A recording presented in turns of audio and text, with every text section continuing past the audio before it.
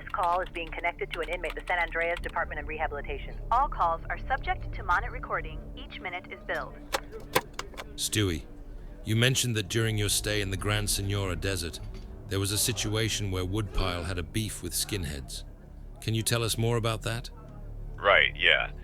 So, during that time, there was a certain animosity within the Woodpile.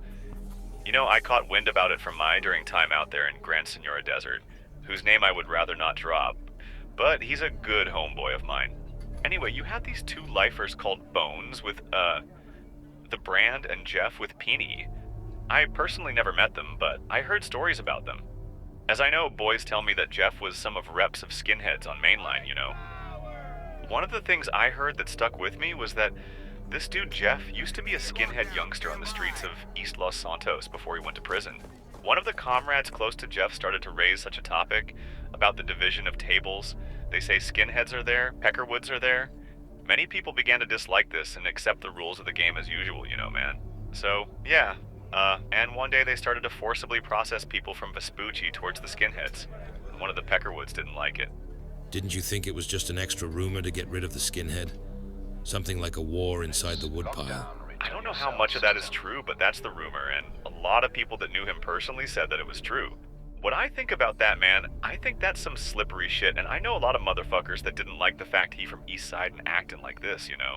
Jeff and his comrades began to be more active than usual, meddling in the affairs of the Brand. I think they were just being greedy. You know, Penny did a lot of work for Brand, and maybe Jeff felt powerless and able to dictate terms to Woodpile. It seems that he was blinded by power. You have 60 seconds remaining. And how did the proceedings go about this? It's strange to know that a conditional peckerwood can't sit at a table with skinheads. The Brand didn't like it. Bones, Oldman, and Woods rep named Conman were talking about it. How these guys were setting up their rules and don't give a damn about what Bones said. Conman already had issues with Jeff, so he was pushing hard for him to be taken out. Bones dealt with this issue and eventually gave the green light. Jeff somehow found out that they were after him and began to hide. But as I said before, if Alice Baker wants to get you, they'll get you, you know, man. It's not some kind of movie shit, it's real out there. I don't know what happened to this guy, but that's just how it is. Someone telling me Jeff is hides on sensitive yard. These guys, especially in prison, have a lot more reach than people realize. If you cross them or make them mad, you're done. Reigning in hell. That is what the books and television shows wrote about us. They were correct. We ruled in hell.